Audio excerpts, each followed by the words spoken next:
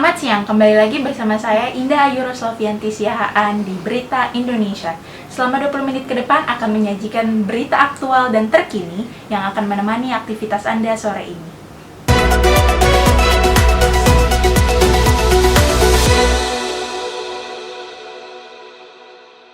Pada Kamis 24 Juli 2021, Indonesia mencatat rekor tertinggi selama pandemi. Daerah yang mengalami lonjakan tinggi salah satu di antaranya adalah Jakarta. Beberapa waktu lalu, tim Berita Indonesia melakukan kunjungan ke salah satu rumah sakit di Jakarta, yaitu RSUD Cengkareng, Jakarta Barat.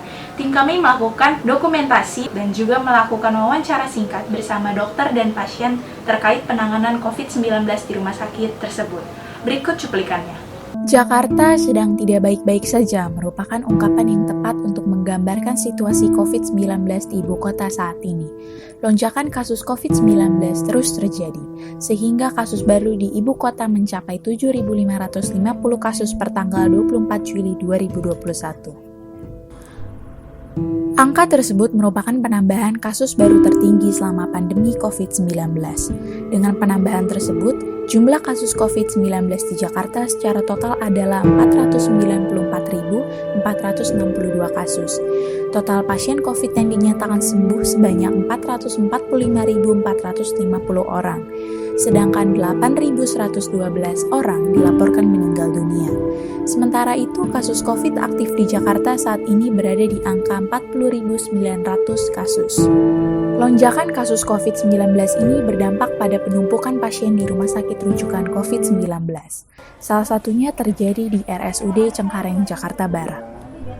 Pasien COVID-19 yang hendak melakukan screening kesehatan awal harus antri di lorong-lorong rumah sakit. Hal ini disebabkan IGD rumah sakit telah penuh dan tak ada lagi yang dapat menampung pasien. Kemudian tim kami melakukan sebuah wawancara singkat bersama salah satu dokter rumah sakit Cengkareng terkait situasi dan penanganan COVID-19. Sekarang, kondisi pasien sedang berat itu lebih cepat untuk meninggal seperti itu dibandingkan yang dulu. Ada nggak dok yang sudah sampai di IGD, belum sempat dirawat inap dan akhirnya udah meninggal? Sudah banyak sekali. Banyak sekali ya dok. Kebetulan pasien-pasien seperti itu, mereka sudah cari dari beberapa rumah sakit dan terakhir datang ke sini dengan kondisi yang sudah tidak stabil, sudah tidak bisa kami tolong seperti itu. Tentu yang paling saya rasakan adalah rasa empati saya yang lebih diuji ya. Kalau lelah pasti semua tenaga kesehatan di sini untuk saat ini pandemi yang kedua ini pasti semua lelah. Tapi terlepas dari lelah, yang kita lebih rasakan adalah empati kita teruji sekali.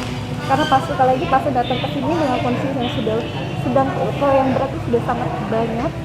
Dan datang ke sini pun kebanyakan juga ada juga yang tidak tertolong karena susah mencari rumah sakit. Selanjutnya kami melakukan wawancara dengan salah satu pasien positif COVID RSUD Cengkareng. Pertama saya ditaruh les dulu 5 hari, pulang 2 hari, terus nggak sadar, dibawa ke sini tanggal 22. Sampai sekarang. Belum ada kamar. Saya sekeluarga kena semua. Iya. Kena semua. Cuma saya yang parah karena saya ada autoimun. Yang lain bisa isoman.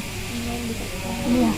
Setiap hari apa yang dilakukan untuk melepas rindu sedikit dengan keluarga di rumah? Telepon. Iya.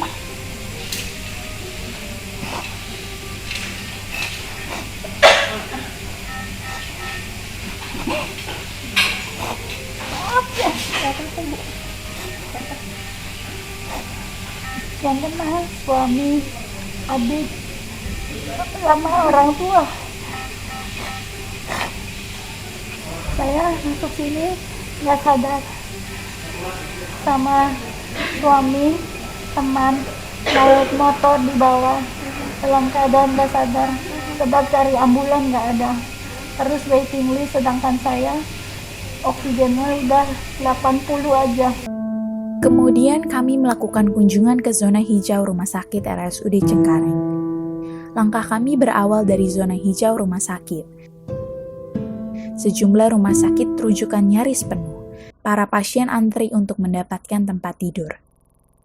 namun tidak semua dapat diterima. Seperti yang terjadi di rumah sakit ini sebagai salah satu rumah sakit rujukan pemerintah. Nah, ini dari rumah sakit perujuknya, ya, kita bisa lihat dari silo mana. Ini ada yang dari Wisma Atlet, ada yang Puskesmas, ada Cikini, PGI Cikini, macam-macam dari swasta semua rumah sakit lah yang ada di Jakarta. Jadi kita akan buat begini, Mbak. Ditolak. Kalau memang ditolak itu karena memang kita penuh, atau memang karena dia tidak layak untuk ditata laksana di sini. Seperti itu. Karena kan misalnya dia butuh ICU, kami punya ICU cuma 2. Dia butuh ICU saya cuma 1. Jadi kan nggak mungkin masuk ke kita. Ada beberapa ruangan yang harus saya rubah keperuntukannya, kemudian ada yang berubah daripada standarnya. Kesiapan kita salah satunya adalah mencari ruangan yang memungkinkan kita untuk menambah bed, dan kita juga mengusulkan untuk penambahan SDM tentunya, karena begitu kita menambah bed berarti kita membutuhkan juga sarpas-sarpas lainnya termasuk SDM-nya. Selanjutnya, berikut merupakan kebijakan yang dilakukan oleh Dinas Kesehatan DKI Jakarta bersama Gubernur DKI Jakarta terkait penanganan COVID-19 di Jakarta. Untuk wilayah Jakarta, Gubernur DKI Jakarta Anies Baswedan mengatakan Pemprov DKI telah menambah kapasitas rumah sakit COVID-19 di ibu kota. Diketahui semula terdapat 103 rumah sakit dan kini menjadi 140 rumah sakit dari total 193 rumah sakit di Jakarta.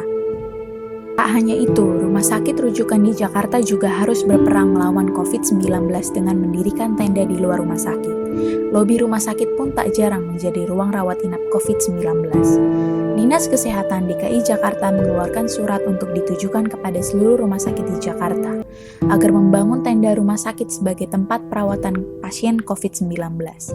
Surat dengan nomor 6745-1773 itu meminta rumah sakit melakukan penambahan kapasitas tempat tidur perawatan pasien COVID-19. Sekian yang dapat saya sampaikan, demikian berita Indonesia kali ini. Saya, Indah Ayu Roslovianti, dan segenap tim yang bekerja pamit undur diri. Terima kasih.